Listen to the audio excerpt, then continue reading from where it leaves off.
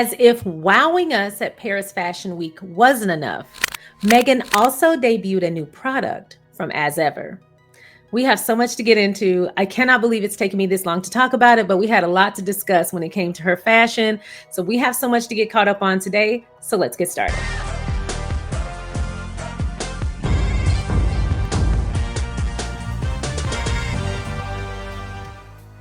Thank you for clicking on my video, and if you're returning, welcome back to my channel. Today, we'll be talking about an article in People magazine that discusses Meghan's new product from As Ever, but before we get into that, if you haven't already, please don't forget to go ahead and like this video, subscribe to the channel, and please don't forget to share so that more people can find us. Once again, this article is in People magazine, written by Janine Henney, and it's titled, Meghan, the Duchess of Sussex, drops a new product with under-the-radar move. The Duchess of Sussex is raising a glass with a new white wine. Now, again, I'm not gonna make this a problem every time, but Janine Henney reports on the Sussexes a whole lot. I genuinely don't understand what's not clicking about not using Markle anymore. And she even talked about that exclusively in an interview with People prior to With Love Meghan coming out. It was part of the promo for it, and she talked about it exclusively. Why they continue to use Markle is beyond me. It is just so weird. It almost feels intentional. Let's continue. Again, here we go with the Markle. Meghan, the Duchess of Sussex, is expanding her lifestyle brand in the wine aisle. On October 3rd, the Duchess of Sussex's As Ever brand subtly announced a new offering with a coded post on Instagram. Quote, "We heard you missed us. We're back and we brought a friend," read the message below the two-part carousel. The montage opened with a shot of As Ever's apricot spread and orange marmalade in a gift box and rolled to show a photo revealing a brand new item, a 2024 Marlborough Sauvignon Blanc, chilled on ice. The announcement came just hours before Meghan made her debut at Paris Fashion Week. So that is why it took me forever to get to it, because child, when Paris Fashion Week happened, when those back-to-back moments happened, I was done for. We wasn't talking about nothing else for quite some time. While the apricot spread and orange marmalade were already part of her As Ever collection, the Sauvignon Blanc made a splash with its social media debut. A click into the website of the As Ever brand that Meghan launched earlier this year revealed more about the white wine, which is the third varietal of wine available for sale from the Duchess of Sussex's brand. Our first Sauvignon Blanc is bright and balanced with citrus aromatics, a smooth finish, and refreshing versatility, an official description says. Crafted for everyday dinners and celebratory gatherings alike, this thoughtfully made wine is perfect for sharing, gifting, and savoring in every season.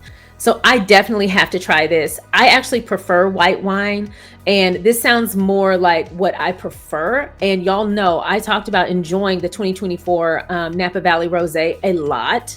And so I have no doubt in my mind that I will also love this, and I will probably like it a lot more. Priced at $30 per bottle and sold in sets of 3 half cases and full cases, As Ever's new Sauvignon Blanc is priced the same as the line's 2024 Napa Valley Rosé and the sold-out 2023 Napa Valley Rosé.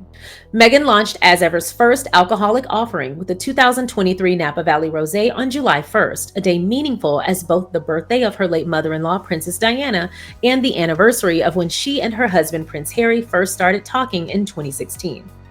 The 2023 vintage sold out in less than an hour, and Meghan announced the new edition of the 2024 Napa Valley Rosé on her August 4th birthday. Can we also just talk about how pretty the packaging is, the pretty label? I love everything about the encasement.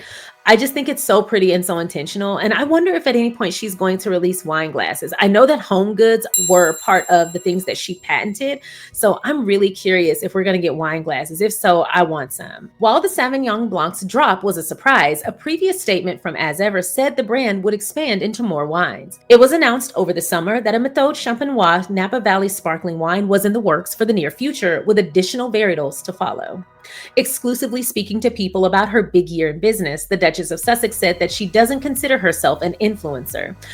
Okay, so I don't blame her on that. And I get why people pushed back on that statement. And I think I may have talked about it at the time on Patreon. I'm not sure. But I get why people push back on that and talked about like, but Meghan is an influencer. People like to do what she does. She's an innovator, but I think it's a big difference between being influential and being an influencer. So she's an innovative, influential person and people follow what she does, but her career and her ambitions and her hobbies are not being an influencer. And I actually kind of feel like calling her an influencer is a bit minimizing for what she does and how impactful her and her brands actually are. So I do get her on that. Quote, I see myself as an entrepreneur and a female founder, and if the brand ends up influential, then that's great, Meghan said.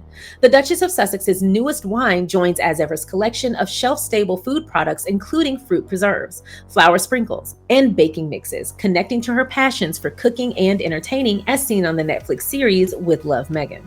Now, I have to say, Janine Henney is great with a good conclusion. I love that she roped in all of Meghan's endeavors, and she kind of tied it with a bow. She did a good job. Now, if we could just get her to stop calling this lady Markle, that would be great. Just call her Sussex, Meghan Sussex. Anyway, I'm excited about trying this. I'm definitely going to have myself a swig or two, especially considering it's a white wine. Y'all know the only wine I've ever tasted that I really liked before the Napa Valley Rosé was Riesling, or German Riesling. And that's it. But this being a white wine and being that I already love another product from them, I feel like the chances are high that I'm going to enjoy this as well. So that's all I have as far as this update. But I have to say, recently we have been talking on social media about this Call Her Daddy interview with Aisha Curry.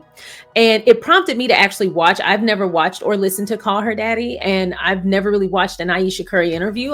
I used to be in the sports, but not really anymore. And her husband is Steph Curry. And so because of the discourse and all the backlash, I was like, let me go see what she actually said. And child, I created several videos and tweets supporting that lady and basically calling people out for being dumb. But one of the things that happened to her is what happens all the time when it comes to Meghan, Duchess of Sussex, which is why it piqued my interest.